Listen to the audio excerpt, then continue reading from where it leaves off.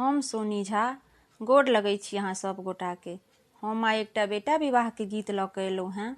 आशा करै छी जे अहाँ सबके नीक लागत तऽ लाइक कऽ देबै। हमर चैनल मैथिली गीत नाद के सब्सक्राइब कऽ लेब। धन्यवाद। घर पछुआरबा में लौंग के गछिया ताहि तर रामचंद्र दुल्हा ठार हे। घर पछुआरबा में लौंग के गछिया ताहि तर रामचंद्र दुल्हा ठार हे।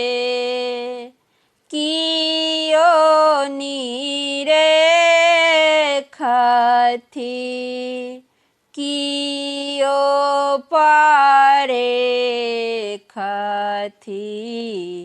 कियो पूछथि निज बात हे। कियो निरेखथि कियो परेखथि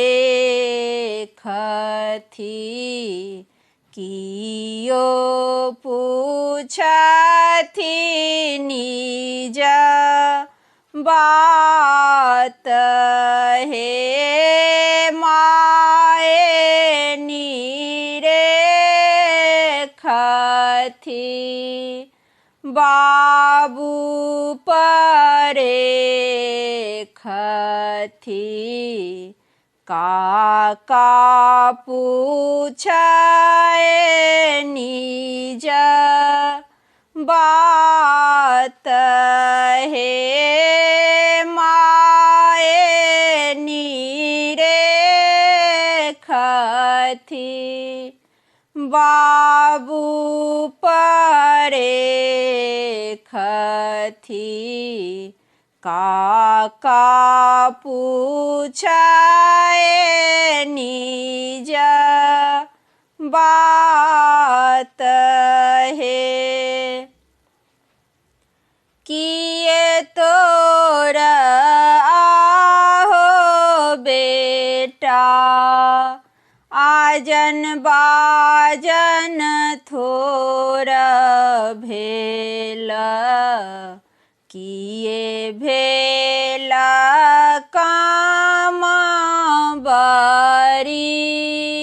बरियात हो।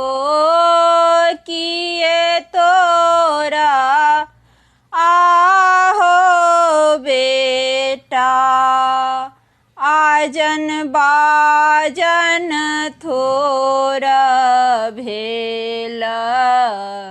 किए भेल काम बरियात हो। नहीं मोर आहो काका आजन बाजन थोर भेल। नहीं भेल काम बरियात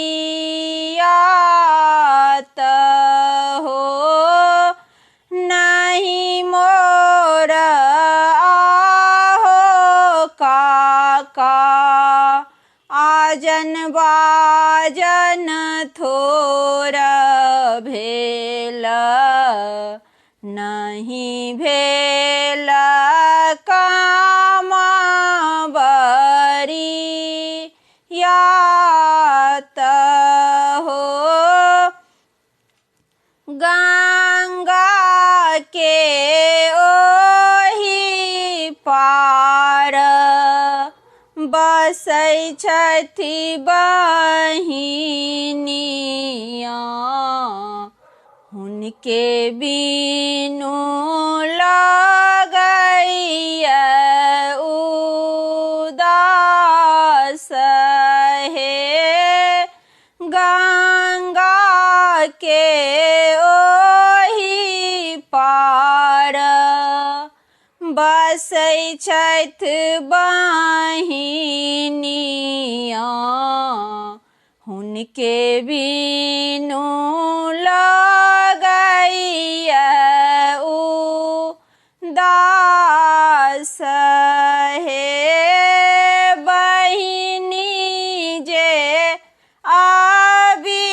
आबितथि छेकितैथ दुआरिया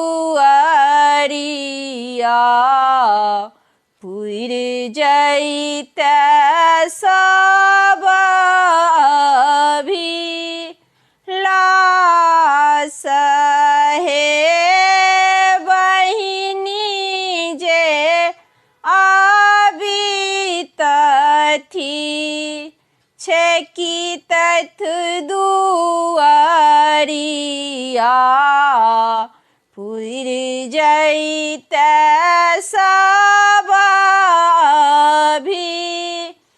अभिलाष हे घर पछुआरबा